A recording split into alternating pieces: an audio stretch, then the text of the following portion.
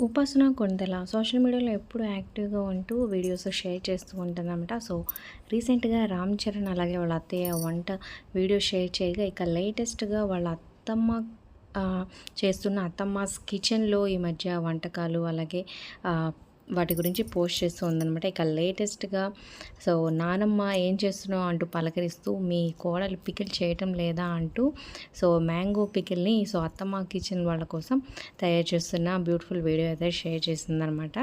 మరి అత్తమ్మాస్ కిచెన్‌లో పౌడర్స్ మీరు ట్రై చేశారా? ట్రై చేస్తే మీకెలా అనిపించింది కింద కమెంట్ చేయండి.